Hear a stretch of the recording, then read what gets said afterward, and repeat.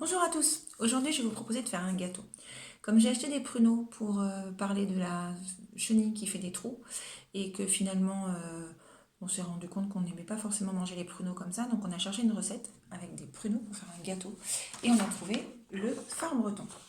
Donc je vous propose qu'on fasse ensemble un phare breton. Donc il va vous falloir de la farine, 200 g, 100 g de sucre, un sachet de sucre vanillé. Donc en fait moi je mets de la vanille dans mon sucre. Donc mon sucre a déjà le goût de vanille. Il va vous falloir des œufs. Il en faut 4. Voilà. Il va falloir des pruneaux. Donc là moi j'ai pris les pruneaux qui me restaient de l'histoire. Et en fait ils mettent à peu près 300 g de pruneaux dénoyautés. Il faut 1 litre de lait tiède. Donc là, moi, j'ai réchauffé déjà mon litre de lait. Et du beurre pour beurrer le moule à gâteau. Au niveau des ustensiles, donc moi, j'ai préparé ma balance pour pouvoir mesurer mes quantités. Hop, pardon, voilà mon saladier que je vais mettre sur ma balance. Une cuillère en bois et un fouet. Éventuellement, une petite cuillère s'il y a besoin. Et puis, bien entendu, hop, mon moule à gâteau que j'ai déjà beurré. Voilà, alors on va commencer par mettre d'abord tout ce qui est sec, c'est-à-dire, hop, les 200 g de farine,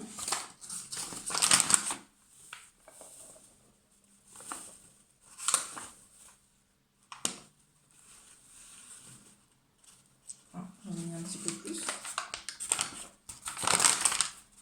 c'est pas grave, voilà, hop, les 200 g de farine, les 100 g de sucre, et puis vous pouvez rajouter votre petit sachet de sucre vanillé pour lui donner un petit goût. Voilà. Donc on peut quand même déjà mélanger le sucre et la farine. Ensuite, on va ajouter un par un les œufs. Donc on verse, on va mettre un œuf, on va mélanger, on va en mettre un autre, etc. Je vais éteindre ma balance. Donc le premier œuf. Vous vous souvenez, on tape sur le bord du saladier et après on essaye d'ouvrir, d'écarter la coquille là où il y a le petit trou. Donc on tape. Là j'ai mon petit trou, vous voyez, on met les 2 pouces et on essaye d'écarter, hop, sans écraser, parce que sinon on risque d'avoir des coquilles dans notre saladier. Et on mélange. Donc là j'en ai mis 2, 1 et encore 1, 2, donc il en reste combien à mettre des œufs, est-ce que vous vous souvenez? J'en avais 4, j'en ai déjà mis 2, donc il en manque 2. Alors j'en rajoute encore 1. J'en avais 2, avec encore 1, ça fait 3. Hop, voilà. Et je mélange mon 3e œuf. Délicatement, pour pas en mettre partout. Et donc j'en avais 3, j'en ai déjà mis 3, il faut que je mette le 4e. Voilà, donc 3 et encore 1, ça fait 4. J'ai bien mes 4 œufs. Je ne veux pas s'ouvrir. Si, ça y est. Voilà, je mets bien tout le blanc pour que tous mes œufs soient mis. Je vais enlever ma balance qui ne me sert plus à rien.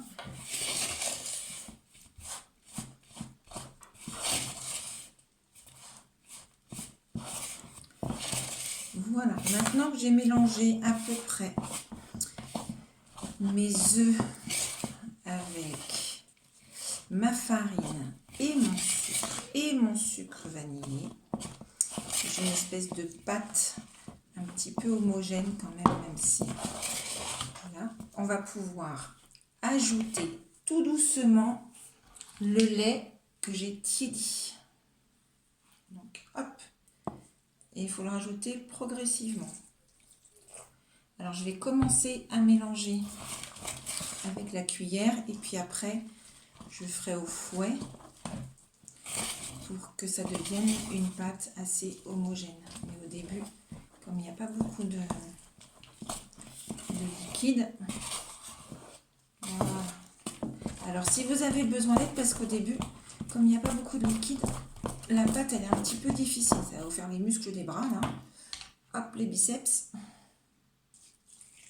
Voilà, on rajoute un petit peu par un petit peu.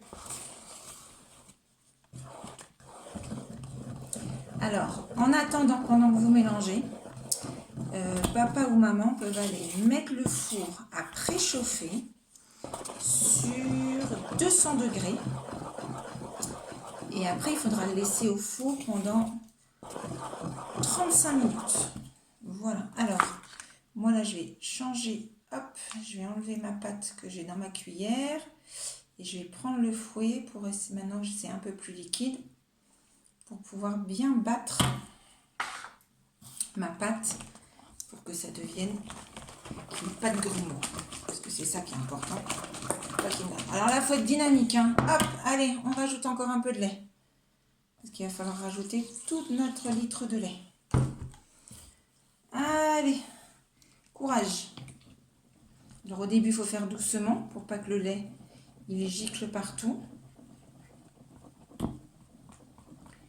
Et puis ensuite, on peut faire un tout petit peu plus fort et on essaye de bien mélanger pour qu'il n'y ait pas de grumeaux. Les grumeaux, c'est quand il y a des petites parties souvent de farine qui restent en bloc. Donc ça fait des petites boules dans la pâte. Et en général, après, quand on mange le gâteau, c'est pas très bon. Surtout avec votre deuxième main, là, vous tenez bien le saladier. Alors si vous avez besoin d'aide, vous pouvez demander à papa ou maman de vous aider à tenir le saladier pour pas que le saladier y parte. Parce que sinon, tout risque de se renverser et ce serait vraiment dommage que votre gâteau finisse sur la table au lieu de finir dans le four. Allez, maintenant c'est plus facile. Donc on peut rajouter un peu plus rapidement le lait. On mélange bien pour que ce soit homogène. Homogène, ça veut dire que tout doit être mélangé. Et on ne doit plus voir la différence entre le lait, le sucre, les œufs et le lait. Il faut que ça fasse une pâte pareille partout. Donc on ne doit plus avoir de petits morceaux de farine, on ne doit plus avoir de petits morceaux de sucre, on ne doit plus avoir voir d'œufs ou de lait. Quand on mélange, ça doit être tout pareil. Alors effectivement, ça devient très liquide. Et après, quand ce sera cuit, voilà, j'ai fini de mettre mon lait. Hop, j'ai tout mis. Je mélange bien et je vais pouvoir verser ma préparation dans mon moule. Alors ce que j'ai fait, parce que moi j'ai des moules en silicone qui sont un peu mous, donc j'ai pris ma plaque de four sur laquelle j'ai déjà posé mon plat pour pouvoir l'enfourner plus facilement, parce qu'autrement, voilà, mais si vous avez un plat plus solide que le mien, vous pouvez mettre juste dans le plat. Mais moi, c'était plus facile pour transporter. Donc là, je vais prendre ma plaque de four. Donc je vais mettre un tout petit peu de côté. Voilà. Ma plaque de four avec mon moule dedans. Voilà. Et là, je vais verser ma préparation dans mon moule que j'ai beurré. Toute ma préparation. Oh là là, ça va être jusqu'au bord. Alors, je vais peut-être faire des tout petits après à côté. Maintenant que j'ai tout versé, je vais pouvoir mettre les pruneaux. Donc, je vais disposer les pruneaux. Alors, 1, 2, 3, 4, 5, 6, 7, 8, 9, 10, 11,